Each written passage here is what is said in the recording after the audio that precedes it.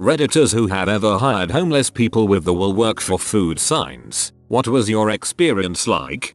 One super cold night over Christmas break a couple years back, my roommates and I were walking to Taco Bell and saw a homeless man laying in the parking lot. He had a cheap, thin blanket, so we bought him some food and asked him if he wanted to spend the night inside, and he came back and stayed at our house. Via Facebook, we helped him find his daughter who he hadn't spoken to in a couple years, and he was able to wish her a Merry Christmas. I spent the night worrying that he would steal everything in the house. When I woke up, the blankets were neatly folded up and he had left us 2 pairs of socks and some deodorant. A week later, we came home to find that someone had raked all of our leaves for us. Haven't seen him since, but I hope he is well. 10/10 would do again.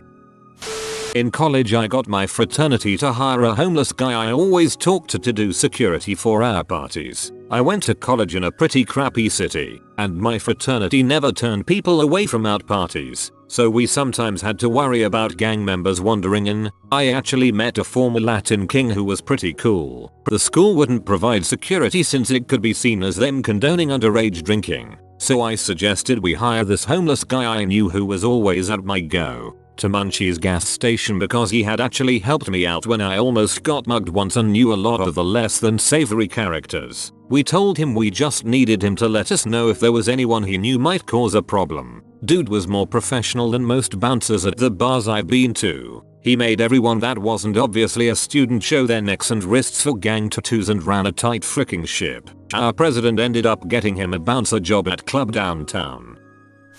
I was homeless for 4 years 15-19. One day I applied for a security guard job at the local hospital for a joke, was punkish at the time. When I showed up, I almost scared the guy off, but he shook it off and asked me to stay for the interview. For the first half hour, he asked me questions one would ask any applicants. After he finished, he looked at me and asked me my story. We sat and talked for close to 2 hours. I got my stuff and was preparing to leave when he came up and told me, "Cut your hair, take off the piercings and be here on Wednesday. You look like a guy that could use a chance in life." I went back to my hole that night and thought things through. It was the 16th of August 2001. I've been drug free and off the streets ever since. Sometimes all we need in life is a chance to prove ourselves. I ran into a high school classmate a while back. A guy in high school just didn't like me and I him. We got into a big dang fight. He broke my nose and I knocked a couple of his teeth out, off campus. No police were involved, but about 10 years later I saw him sleeping on the street near where I worked. I woke him up and asked him what was going on. He told me about his life after high school. He knocked up his girlfriend. Her parents made them get married, divorce a year later. He got into drugs and ended up alienating everyone. I asked him if he was still using and he said no. He couldn't buy a dose anyway. I felt bad for him, so I asked if he'd like to stay in my guest house, a 1-room cottage, set up like an efficiency apartment, for a while. He took me up on it and got a night's sleep in an actual bed for the first time in years, his words. I bought him some clothes and fed him for about a month until I found him a job with a contractor I was doing some work for. Long story short, it's been 6 years. He now owns a contracting business, has a wife and a new baby boy, and just bought the house down the street from me. He worked his butt off for us putting up a fence. We paid him cash. He earned it, was a recent parolee and was having a hard time finding honest pay. A sad reality for many ex-cons, unfortunately. I once picked up a hitchhiker that was trying to get from Washington to New Mexico when I was camping in Yellowstone. He had family in New Mexico that offered to help him and had a good job lined up, he just had to get there. So we picked him up and took him back to Colorado with us. He stayed on our couch for a week or two and picked up our mess and took care of maintenance I grossly neglected. My roommates and I were in college at the time and partied 3-4 days a week, so you can imagine the mess. The little money he would get from doing odd jobs for neighbors and such, he would buy food and beer for all of us. One day I had an errand to run about 50 miles closer to his destination, but still 300+ miles from where he needed to be. He came with me, and when he got out of the car handed me a letter and said, "Don't read it until I get home," then walked through a field straight towards the Rocky Mountains. When I got home we all read the letter and it is the kindest set of words I've ever received. About a month later we get a call from an area code I don't recognize. It was him. He made it and called us on his first payday at his new gig. He also told us about the remainder of his journey. Turns out he walked and camped a large portion of the way back. I have since moved multiple times and have grown up a bit. He's still welcome back whenever he wants though. I hope all is well, Freddy.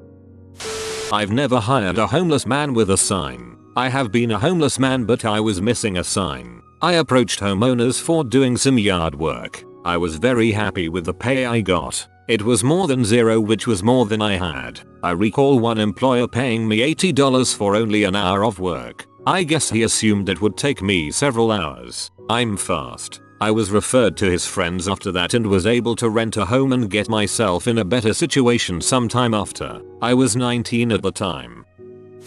We've hired hundreds of them over the last 20 years, mainly because I'm lazy and I can make more money with my time doing what I do. The only really memorable one was Taven. Taven stopped me in our parking lot one Friday morning and said he needed some work and he was willing to do whatever we had. Just the day before, I'd gotten a notice from the city saying the bamboo on our backlot was getting out of hand and we needed to get rid of it. It's a little over an acre, and if you've ever seen how bamboo grows, there were thousands of 20 feet stalks. Told him I'd give him $100 to do it. Gave him a machete and figured I'd never see him or the machete again. Over the course of the day, he cut every dang piece of the bamboo down and had them laid in a couple of huge piles. Paid him his money, thanked him, and told him I'd get my guys to haul it to the dump Monday. He asked me if he could have the big pieces first and I gladly let him. Came back in Monday morning and he was back in the lot helping somebody load a monster-sized load of bamboo onto a trailer. He'd spent the weekend cutting all the branches off and trimming it into 6 feet long sections and was selling them all for $350 to a local plant nursery he'd done day labor work for in the past. We talked about it for a few minutes after the truck left and he just kept smiling and saying there was a hustle in everything. You just had to find it. So you get a notice about removing the bamboo. Then a day later Taven shows up looking for work. I think you got hustled more than you realized.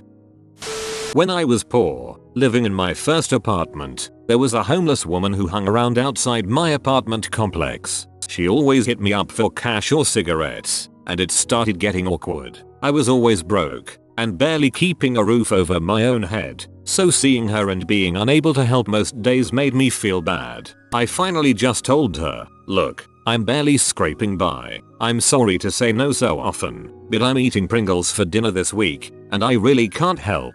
If I ever have something extra, you can have it. Just please stop asking." When I saw her the next morning on my way out, she said, "Looking good, girl." When I got home from work, she said, "Go on, kick your feet up. You've had a long day." I gave her a cigarette. Every morning, she said something nice or inspirational, and every evening, she told me I'd earned some R&R. Because she was so nice, I always tried to find something I could part with. Loose change, clothes I would otherwise donate, leftovers. It turned into a really nice, symbiotic relationship, and I missed her when she moved on. I hired a guy to shovel my snow, gave him some food and shelter because it was cold. Realized he took $300 from my jacket. What an experience.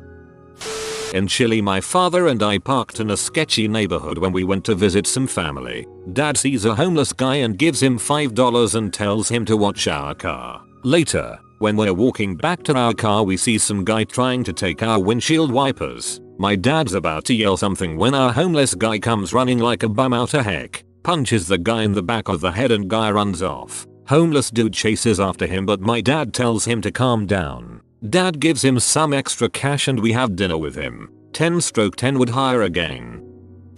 I worked at a steak and shake as a waitress on the graveyard shift throughout college. Weirdest freaking place I ever worked. It was right off the interstate and we got the strangest people in around 3 AM every night. Anyway, my manager was a really nice guy and one day saw a homeless lady crying outside. She said she had ridden her bike for like 10 miles to get to an interview at the hotel next door, and when the hotel manager realized she was homeless, he basically told her to GTFO and didn't even bother interviewing her. She was so distressed that she just sat down and cried. And my manager saw her while he was taking out the garbage and asked if she was okay. After hearing her story, he hired her as a cook, and she was seriously the hardest working person we had in the entire restaurant. She would take any shift and was never late, and never complained. She was pretty rough around the edges and missing most of her teeth, and I don't know if she could have actually had a job where she had to interact one-on-one with the customers, but I'll be damned if she wasn't an awesome line cook. I left that job shortly thereafter again, weirdest place I ever worked, so I don't know what happened to her. I hope she saved up enough to be able to afford housing,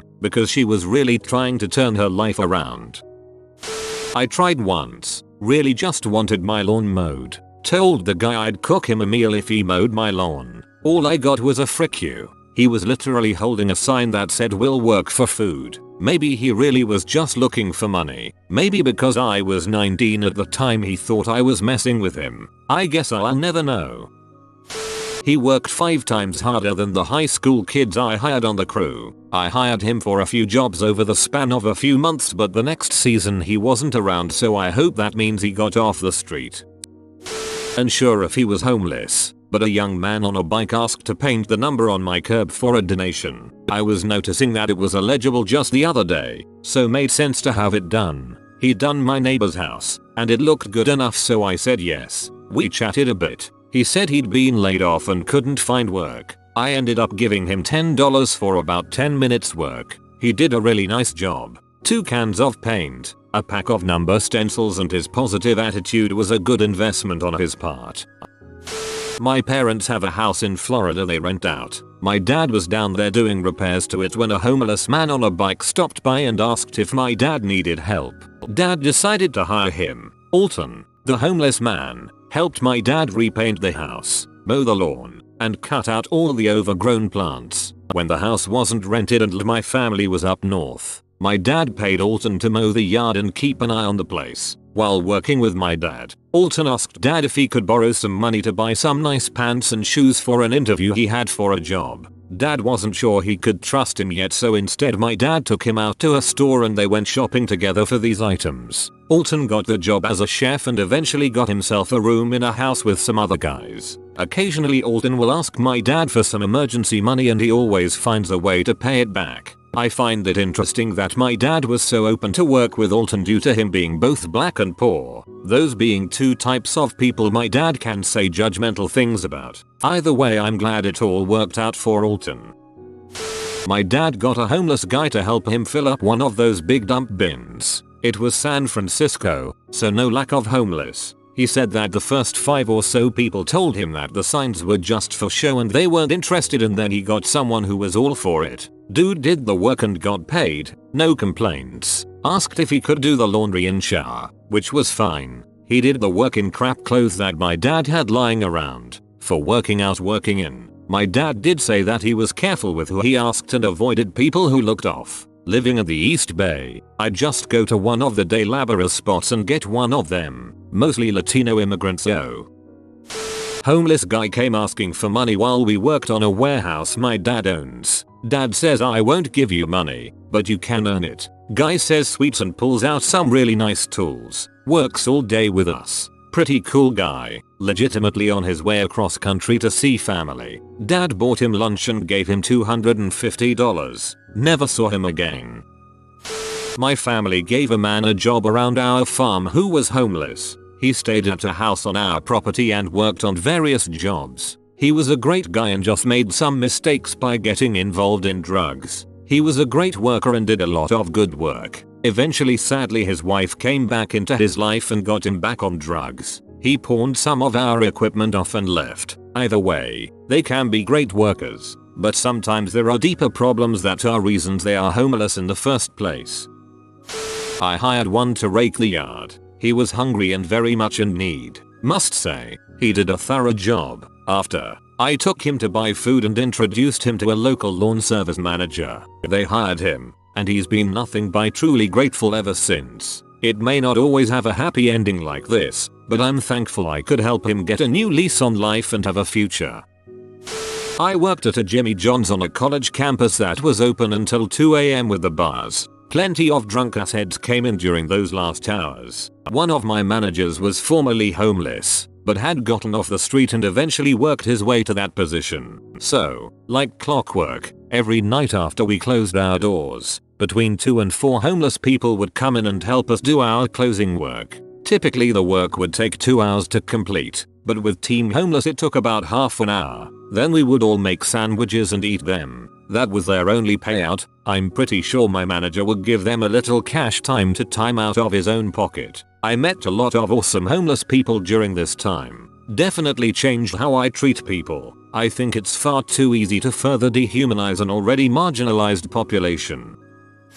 I hired a homeless guy to help me load furniture into my moving van after my friend flaked on helping me. He was a regular panhandler who worked a corner 2 blocks from my apartment. He was always polite and would always apologize if he asked for change before recognizing who I was. He did an outstanding job. I ordered him a pizza, let him take a shower and gave him $100. He gave me his favorite book to read because he thought I would enjoy it. It was overall a very positive experience. I was a shift leader at a Hardee's, Coles Jr. for you West Coast people, and it was perfectly located near where the homeless and all the skate kids hung out at. Both groups used to come in and harass everyone before I became a shift leader. Once I got to that point, instead of yelling and kicking them out, I decided to sit them down and ask what's going on. Come to find out, many of those teenagers and kids were either living in abusive homes or even homeless. I got the idea to keep the food people mess up, and even using my manager meal to feed these poor kids while I could. I became real close with many of them, and to this day keep up on all of them. One in particular used to be in and out of jail a lot. I promised him every time he comes out I'll buy his first real food. Well, after a while, I moved jobs and got him a job where I worked at. Few months later, helping him out with what I could, he got a place. His girlfriend, who was pregnant at the time, moved in and they are doing great and their baby is adorable. Being able to help and understand so many of those kids now really changed my view on so many kids and why they act the way that they do. Never forget we are all just so close to becoming in the gutter. If you feel like you can make a difference in their lives then you can. It's not hard. You have been spotted by the money pigeon. Comment gimme and he will bless you with good fortune. If you are new to the channel, you can subscribe. I publish new videos every day. Until then, check another video, or don't. Either way, have a great day you magnificent people.